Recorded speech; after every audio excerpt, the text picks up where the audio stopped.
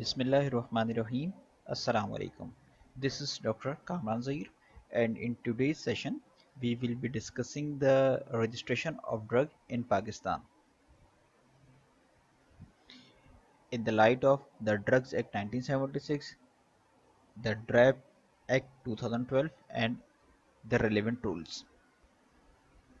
You are already familiar with the preamble, with the scope of the Drug Act 1976, where it has clearly mentioned that an act to regulate the import, export, manufacture, storage, distribution, and sale of drugs. Similarly, in the preamble, whereas it is excipient to regulate the import, export, like the same thing is also written over there.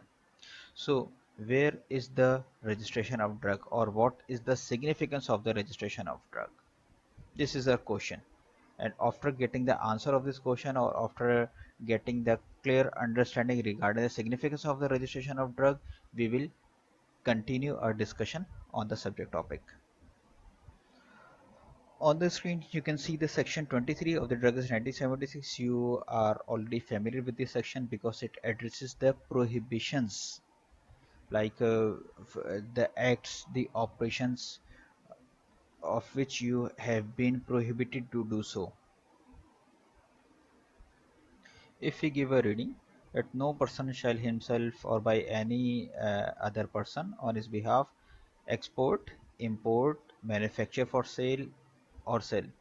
Like if you give emphasis, if you read it again, these are the operations, these are the functions which were written in the scope of the Drug Act 1976. Like no one can export, import or manufacture for sale of drug, any spurious drug. Here is a list of the drugs which you can't export, import, manufacture for sale, and here it is written under section, sorry, not the section, under subclause 7, any drug which is not registered or is not in accordance with the condition of the registration.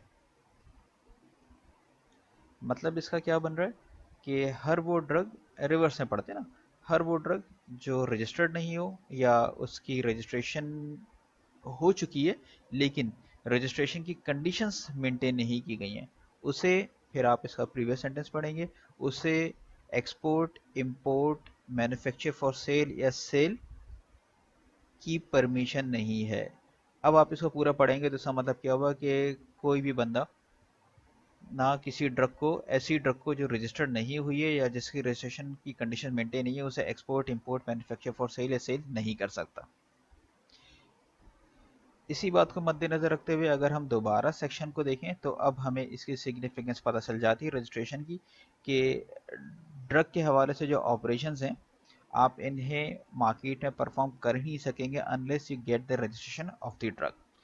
तो इस significance को ध्यान में रखते हुए हम registration of drug पढ़ेंगे। अच्छा, जब सेक्शन 23 में प्रोहिबिशंस लिखी हैं तो सेक्शन 27 में इसकी डेफिनेटली कोई ना कोई पेनल्टी भी होगी। ये आप एक्सरसाइज टाइम लीजिएगा, सेक्शन 27 आप खुद पढ़ें और इसमें देखें कि अगर आप अनरजिस्टर्ड ड्रग को इंपोर्ट, एक्सपोर्ट, मैन्युफैक्चर, सेल कर रहे हैं तो कितनी पेनल्टी ड्रग कोर्ट अवॉर्ड कर सकता है, या रजिस्ट्रेशन बोर्ड या सेंट्रल लाइसेंसिंग बोर्ड किस किस्म की पेनल्टी आप पर इम्पोज कर सकता है, कि आप लोग खुद देख लीजिएगा। अच्छा, अब स्क्रीन पर आपके सामने है सेक्शन 7, रजिस्ट्रेशन ऑफ ड्रग। यहाँ सब हम फॉर्मल इसका जो डिस्कशन है वो स्टार्ट कर रहे हैं after understanding the significance of the registration of drug. अच्छा, जब रजिस्ट्रेशन ऑफ ड्रग की हम बात करेंगे, ड्रग रजिस्टर होगी तो कहीं ना कहीं आपको अप्लाई करना पड़ेगा, कहीं ना कहीं आपकी एप्लीकेशन एवेल्यूएट होगी और आपको रजिस्ट्रेशन सर्टिफिकेट मिलेगा। ठीक, रजिस्ट्रेशन सर्टिफिकेट के लिए अप्लाई करने से पहले you have to fulfil some preconditions. ठीक, कोई ना कोई आपको प्रोसीजर फॉलो करना पड़ेगा और रजिस्ट्रेशन सर्टिफिकेट मिलने के बाद आपको कुछ कंडीशंस मेंटेन करनी पड़ेंगी ताकि आपकी ड्रग की रजिस्ट्रेशन बरकरार रहे। ठीक है, इस थीम पर हम इसको पढ़ने की कोशिश करेंगे। और जब आप किसी बोर्ड, किसी काउंसिल, किसी कमेटी को अप्लाई करोगे तो हमें उस कमेटी की कंपोजिशन भी पढ़ना ज़रूरी है। तो रजिस्ट्रेशन ऑफ ड्रग को हम देखते हैं ड्रग एक्ट में क्या लिखा हुआ है, उसके बाद इसमें से बहुत सारी चीज़ें ऐसी होंगी जो यहाँ एक्सप्लेन नहीं की गई होंगी, रेलिवेंट रूल्स में एक्सप्लेन की गई होंगी, जो टाइम टू टाइम हम इन्हें स्टडी करेंगे। Registration of drug, the federal government shall cause all drugs to be registered in accordance with such condition and procedure as may be prescribed। Again prescribed rules को refer कर दिया है, और बात ये हो रही है कि हर ड्रग रजिस्टर होगी, ठीक है। कंडीशन प्रोसीजर हैं जो कि रूल्स में मौजूद हैं। एंड फॉर दैट पर्पस, अब आप ये देखिए, and for that purpose setup a registration board. कौन सेटअप कर रहा है? Federal government. मतलब फेडरल गवर्नमेंट तमाम ड्रग्स को रजिस्टर करेगी, एक चीज़। और रजिस्ट्रेशन के लिए कंडीशंस और प्रोसीजर्स जो कि रूल से मौजूद हैं उन्हें फॉलो करना पड़ेगा, और इस मकसद के लिए एक रजिस्ट्रेशन बोर्ड बनाया गया है। बनाया गया है, या जब ये लिखा गया था एक्ट तो उसमें यही था कि बनाया जाएगा। कौन बनाएगा? Federal government. तो फेडरल गवर्नमेंट एक रजिस्ट्रेशन बोर्ड बनाएगी जो तमाम ड्रग को रजिस्टर करेगी, उन तमाम कंडीशंस और प्रोसीजर को ध्यान में रखते हुए जो कि रूल्स में मौजूद हैं, ठीक। अगेन, और उसमें मेंबर्स कौन कौन से होंगे? अगेन क्वालिफिकेशन इसमें भी प्रिस्क्राइब। तो अगेन इसके लिए हमें रूल्स को रेफर करना पड़ेगा। एक एक्सप्लेनेशन दी है उन्होंने ड्रग्स की, क्योंकि यहाँ पर तस्करा आ रहा था ड्रग्स का, ठीक है। तो इसको एक्सप्लेन किया ड्रग्स को। तो drugs means drugs which are in the finish form ready for use, क्योंकि इसमें ऐसा हो सकता है कि कुछ ड्रग्स ऐसी, मतलब आपका एपीआई है, एपीआई आप उसी फॉर्म में रेडी फॉर यूज नहीं है, वो बाय डेफिनेशन ड्रग कहलाएगा, बाय डेफिनेशन तो वो ड्रग है, लेकिन पेशेंट उसे इस फॉर्म में कंज्यूम नहीं कर पाएगा। तो यहाँ एक्सप्लेन कर दिया है कि ड्रग का मतलब है फिनिश फॉर्म। ये आप लोगों ने जब फर्स्ट ईयर में होंगे तो शुरू शुरू में जो आप लोगों के डिस्कशन हुए होंगे ना फर्स्ट ईयर में, पहले पहली क्लासेस में, एक आप लोगों ने फार्मेसी की डेफिनेशन पढ़ी होगी, और फार्मेसी की डेफिनेशन अंडरस्टैंड करने के बाद आप लोगों ने ड्रग और मेडिसिन का फ़र्क ज़रूर पढ़ा होगा। तो उस ड्रग और मेडिसिन के फ़र्क को जहन में लेकर आ जाएं। अगर आपने जो ड्रग की जो डेफिनेशन पढ़ी थी, वो डेफिनेशन इधर जो सेक्शन 3 में डेफिनेशन मौजूद है उससे तो मैच कर रही है, लेकिन मेडिसिन की डेफिनेशन थोड़ी सी अलग है। यहाँ अभी वो हमारा सब्जेक्ट टॉपिक नहीं है, मैं सिर्फ इस चीज़ को हाईलाइट करना चाह रहा हूँ कि ड्रग को हाईलाइट कर दिया है जो फिनिश्ड फॉर्म में है और रेडी फॉर यूज़ है, इसे हम ड्रग कह रहे हैं, ठीक।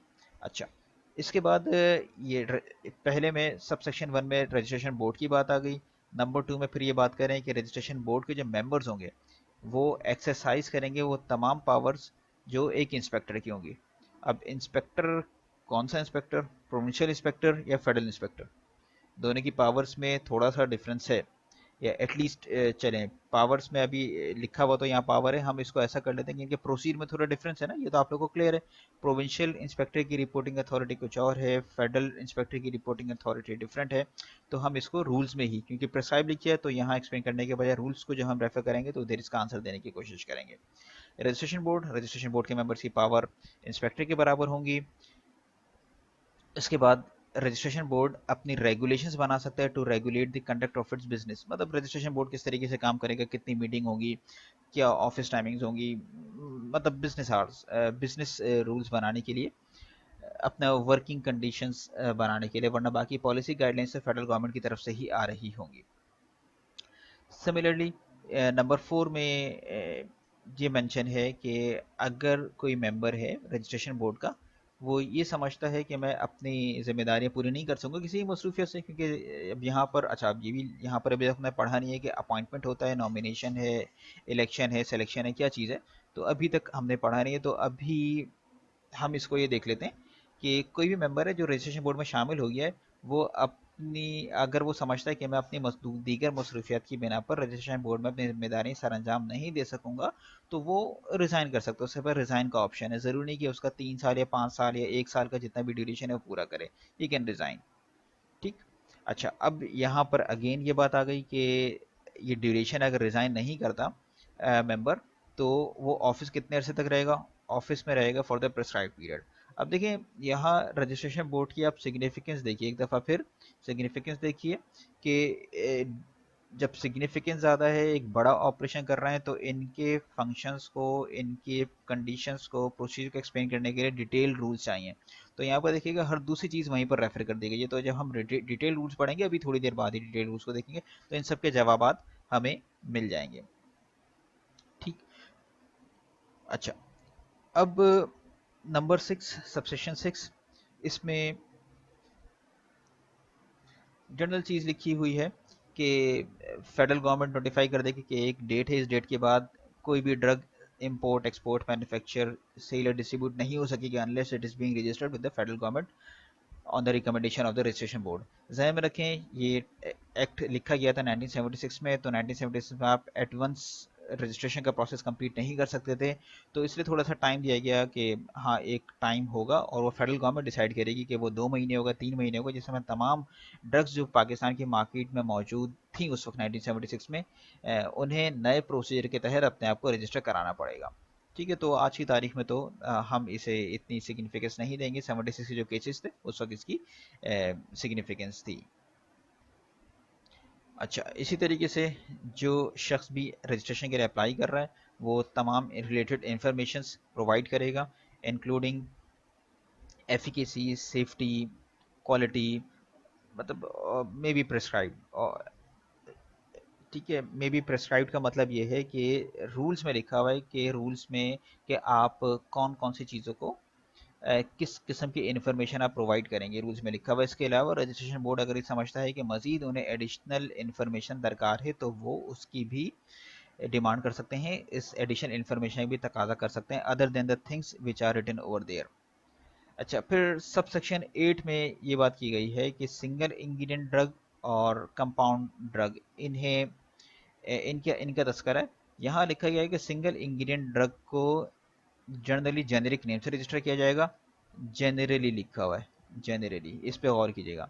और जो कंपाउंड ड्रग्स हैं, मतलब कंपाउंड ड्रग्स को कहा नीचे एक्सप्लेनेशन है, कंपाउंड ड्रग मींस वो ड्रग जिसमें एक से ज़्यादा एक्टिव इंग्रेडिएंट है, उन्हें आमतौर पर प्रोप्राइटरी नेम से रजिस्टर किया जाएगा। यहाँ पर ये बात जनरली की आ रही है। तो जनरल गाइडलाइन है ये, always shell always be registered, इस तरीके का कोई वर्ड नहीं लिखा हुआ। गाइडलाइन दी गई है कि जहां तक मुमकिन हो सिंगल इंग्रेडिएंट ड्रग्स को जेनेरिक नेम से रजिस्टर किया जाए, और multi component multi ingredient drugs को, मतलब जिसमें एक से ज़्यादा एक्टिव इंग्रेडिएंट्स मौजूद हैं, उन्हें उनके प्रोप्राइटरी नेम से रजिस्टर किया जाए। अच्छा, इसको थोड़ा सा यहाँ पर मैं ये तस्करा करना चाहूँगा। बात है ये 1976 की, और 1976 में जब एक्ट आया था तो उससे पहले एक एक्ट मौजूद था 1972 का, शॉर्ट टाइम पीरियड के लिए आया था। 1972 का एक्ट था जेनेरिक ड्रग एक्ट। इस वक्त अगर आप ढूंढेंगे ना 1972 के ड्रग एक्ट को, अगर आप ढूंढने की कोशिश करेंगे तो बहुत मुश्किल से आपको उसका टेक्स्ट मिलेगा। बाकी आपको चीज़ें मिल जाएंगी लेकिन वो आपको काफ़ी मुश्किल से मिलेगा।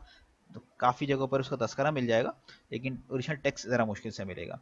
रफली उसमें बात ही की गई थी, जो फोकस था उसमें ये फोकस था कि ड्रग्स को पाकिस्तान में जेनेरिक नेम से मार्केट किया जाए। इससे प्राइस भी कंट्रोल में रहेगी, और मतलब कुछ कंपनीज जो अपनी साख का गलत फ़ायदा उठा नहीं सकेंगी, मतलब ज़्यादा मुनाफा नहीं कमा सकेंगी, ज़्यादा प्राइस चार्ज नहीं कर सकेंगे पेशेंट को। जनरल फिलोसफी इसकी ये थी। बाद में रिटेलिएशन आई थी और डिस्कशन हुए थे, किसी और टॉपिक में इसको डिस्कस करेंगे क्या रीजंस थे दोनों साइड्स के, गवर्नमेंट की तरफ से भी और फार्मास्यूटिकल कंपनीज की तरफ से भी मुख्तलिफ रीजंस थे। बहरहाल 1976 में जब ये ड्रग एक्ट 1976 बना तो drug act 1972 generic drug act repeal हो गया, ख़त्म कर दिया गया। तो बाय लॉ ऐसा नहीं है अब के ड्रग्स पाकिस्तान में जेनेरिक नेम से ही सेल होंगी, रजिस्टर होंगी। हाँ, पाकिस्तान उन चंद ममालिक में से है जिन्होंने ये स्टेप लेने की कोशिश की थी। तो ये उसी को जहन में रख के अगर आप पढ़ेंगे तो आपको ये बात समझ में आएगी। इस बात को ध्यान में नहीं रखेंगे तो इस सब सेक्शन 8 को डाइजेस्ट करना थोड़ा सा मुश्किल होगा। अब चूंकि उस वक्त रेजिस्टेंस आई हुई थी इसीलिए यहाँ पर जेनरली का वर्ड इस्तेमाल किया गया, वरना जेनरिक ड्रग एक्ट में कुछ ज़्यादा सख्त अल्फाज इस्तेमाल किए गए थे कि जेनरिक नेम से ही ड्रग पाकिस्तान में सेल होगी। तो बहरहाल इधर दो चीज़ें आप लोग देखिएगा, एक सिंगल इंग्रेडिएंट ड्रग को एक्सप्लेन किया है, कंपाउंड ड्रग को एक्सप्लेन किया है। सिंगल इंग्रेडिएंट जिसमें एक ही ड्रग है, फॉर एग्जांपल मेफनेमिक एसिड एक ही है, या किसी भी आप एंटीबायोटिक को ले लें वो एक ही एंटीबायोटिक मौजूद है। कंपाउंड ड्रग में जहाँ पर आप कॉम्बिनेशन ले रहे हैं, मोस्ट कॉमन कॉम्बिनेशन आपको जो मिल रहा होता है पैरासीटामोल के साथ आप कॉम्बिनेशन ले रहे होते हैं, और फिनाइडिन सिट्रेट का कॉम्बिनेशन आ गया, या पेनिसिलिन ग्रुप में आपके पास कॉम्बिनेशन आ जाते हैं। ठीक है, ये उन कॉम्बिनेशन की बात है। अच्छा, अगेन सबसेक्शन 9 में ये लिखा हुआ है कि shall be subject to such condition as be prescribe. इसको भी एक्सप्लेन करने की जरूरत नहीं है, आप लोग इसे बहुत आसानी से अंडरस्टैंड कर सकते हैं। नंबर 10 में क्या लिखा हुआ है? नंबर 10 में लिखा हुआ है कि जब रजिस्ट्रेशन बोर्ड किसी भी ड्रग को रजिस्टर करेगा तो वो उस शख्स को जिसने रजिस्ट्रेशन के लिए अप्लाई किया था उसे और प्रोविंशियल गवर्नमेंट को इन्फॉर्म करेगा कि रजिस्ट्रेशन बोर्ड ने इस ड्रग को रजिस्टर कर लिया है। ठीक है।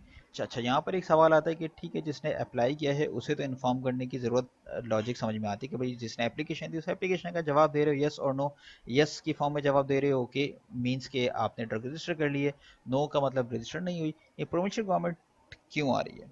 प्रोविंशियल गवर्नमेंट को क्यों इन्फॉर्म करना है कि मतलब रजिस्ट्रेशन बोर्ड प्रोविंशियल गवर्नमेंट को क्यों इन्फॉर्म करेगा कि मेरे पास एप्लीकेशन आई थी and I have registered the drug? सोचते हैं इसको, लॉजिकली सोचते हैं। लॉजिकली इसको आप इस तरीके से देखें कि आप लोग ऑलरेडी पढ़ चुके हो कि प्रोविंशियल गवर्नमेंट इन ड्रग के जो ऑपरेशन में से कौन सा ऑपरेशन जो कि प्रोविंशियल गवर्नमेंट के कंट्रोल में आता है? Sale of drug. Provincial government is responsible to regulate the sale of drug. तो आप लोगों ने अभी सेक्शन 23 का भी मैंने रेफर किया था, शुरू के कुछ 2 से 3 मिनट के अंदर लिखा होगा, प्रोहिबिशंस का तस्करा किया था कि it is prohibited to sell drug which is not registered. ठीक। तो प्रोविंशियल गवर्नमेंट को ये पता होना चाहिए कि कौन सी ड्रग रजिस्टर्ड है, कौन सी ड्रग रजिस्टर्ड नहीं है, ताकि वो अनरजिस्टर्ड जो ड्रग्स रजिस्टर्ड नहीं है उनकी सेल को रेगुलेट कर सके, उनकी सेल को रोक सके। That's why registration board shall inform the provincial government when when the board is done with the registration of drug। ठीक है। अच्छा, रजिस्ट्रेशन सर्टिफिकेट एक दफ़ा इशू हो गया तो उसके बाद क्या वो रजिस्ट्रेशन सर्टिफिकेट वापस लिया जा सकता है? यस, वो कैंसिल भी हो सकता है, सस्पेंड भी हो सकता है। कौन करेगा? लॉजिकली वही बोर्ड जिसने इशू किया है। तो ये चीज़, ये पावर आएगी कहाँ से? ये तो लॉजिकल है ना, हम मुख्तलिफ जो हमने लेक्चर्स लिए हैं उसमें हम यही बात करते रहे हैं। तो उसके बाद फिर हम ये सवाल करते हैं कि okay logically it is sound, बात समझ में आ रही है, but where it is written. तो रजिस्ट्रेशन सर्टिफिकेट इशू होने के बाद क्या ये वापस लिया जा सकता है या उसे 3 साल 5 साल तक जैसी भी क्वालिटी है जिस तरीके ड्रग उसके नाम पर रजिस्टर रहेगी? तो सब सेक्शन 11 में इसका जवाब दिया है कि अगर रजिस्ट्रेशन बोर्ड के पास कोई इन्फॉर्मेशन आती है या किसी किस्म की इंक्वायरी होती है, किसी किस्म की कंप्लेन होती है और रजिस्ट्रेशन बोर्ड ये समझता है कि रजिस्ट्रेशन सही नहीं हुई थी या फॉल्स इन्फॉर्मेशन प्रोवाइड की गई थी या जिन कंडीशंस में, स्पेशल कंडीशन में अर्ली रजिस्ट्रेशन की गई थी या ड्रग की रजिस्ट्रेशन की ज़रूरत थी वो नहीं है मौजूद, या कंडीशंस को वायलेट किया गया है, कंडीशंस को वायलेट किया गया है, या पब्लिक इंटरेस्ट ऐसा है कि पब्लिक इंटरेस्ट में अब इस ड्रग की रजिस्ट्रेशन की ज़रूरत नहीं है। फॉर एग्जांपल कोई नई ड्रग आ गई है which is more safe, which is more potent, तो अब इस ड्रग की रजिस्ट्रेशन कंटिन्यू करने की ज़रूरत नहीं है। तो इन सूरतों में रजिस्ट्रेशन बोर्ड क्या कर सकता है? रजिस्ट्रेशन बोर्ड रजिस्ट्रेशन सर्टिफिकेट को कैंसिल या सस्पेंड कर सकता है। ठीक। अब रजिस्ट्रेशन बोर्ड इस इंक्वायरी के बाद सस्पेंड या कैंसिल कर सकता है और इसमें जिस शख्स के नाम पर रजिस्ट्रेशन हुई है या जिसने रजिस्ट्रेशन के लिए अप्लाई किया था उसकी इसको सुनेगा ज़रूर, उसे बोलने का मौका देगा कि वो अपना वर्जन भी प्रेजेंट करे। और सिमिलरली जिस तरह सब सेक्शन 10 में कहा गया था कि रजिस्ट्रेशन सक्सेसफुल रजिस्ट्रेशन के बाद एप्लीकेंट को भी इन्फॉर्म करेगा रजिस्ट्रेशन बोर्ड और प्रोविंशियल गवर्नमेंट को भी इन्फॉर्म करेगा, इसी तरीके से यहाँ भी लिखा गया है कि कैंसिलेशन या सस्पेंशन के बाद जो अक्यूज रहे या जिसके नाम पर रजिस्ट्रेशन था उसे भी इन्फॉर्म किया जाएगा और प्रोविंशियल गवर्नमेंट को भी इन्फॉर्म किया जाएगा ताकि प्रोविंशियल गवर्नमेंट भी अपना डाटा अपडेट कर ले। ठीक। अच्छा, इसके बाद फिर प्रोविंशियल गवर्नमेंट की बात फिर आ रही है, जो बात अभी हम ज़बानी कहते रहे हैं, the provincial government shall take such all such steps as may be necessary to ensure compliance with the condition subject to which a drug is registered and to prevent the manufacture or sale of a drug which has not been registered or the registration of which has been cancelled or stand suspended। ठीक है, इस ये text simple है और इसकी जो explanation है हम प्रीवियस सब सेक्शंस को डिस्कस करते हुए ऑलरेडी इसे एक्सप्लेन कर चुके हैं। अच्छा, अब हमने सेक्शन 7 कंप्लीट डीपली पढ़ लिया है, लेकिन हमारे सवालों के कई सवालों के जवाबात नहीं मिले हैं, जिसके लिए हमें इनके रूल्स की तरफ रुजू करना पड़ेगा। क्या सवालात हैं? रजिस्ट्रेशन बोर्ड सवालात ज़रा सा लिस्ट करने की कोशिश करते हैं। देखें, हमें ये देखना है कि रजिस्ट्रेशन बोर्ड की कंपोजिशन क्या है। पहला सवाल, रजिस्ट्रेशन बोर्ड के मेंबर्स का ड्यूरेशन कितना है? क्योंकि सब प्रिस्क्राइब्ड में कहीं लिखा हुआ है ना, ड्यूरेशन कितना है। तीसरा, कि इनकी जो पावर्स हैं, पावर ऑफ द इंस्पेक्टर में भी प्रिस्क्राइब का वर्ड आ गया था। रजिस्ट्रेशन सर्टिफिकेट कितने अरसे के लिए मिलेगा, एक ये सवाल आ गया हमारे पास। रजिस्ट्रेशन के लिए अगर आप अप्लाई करना चाह रहे हैं, प्रोसीजर क्या होगा? ठीक। रजिस्ट्रेशन सर्टिफिकेट हासिल करने के लिए, रजिस्ट्रेशन के लिए आपको किस किस्म की इंफॉर्मेशन प्रोवाइड करनी है, क्या तरीक़ेकार होगा और क्या फीस होगी। तो ये कुछ सवाल हैं जिनके जवाब हमारे पास नहीं हैं।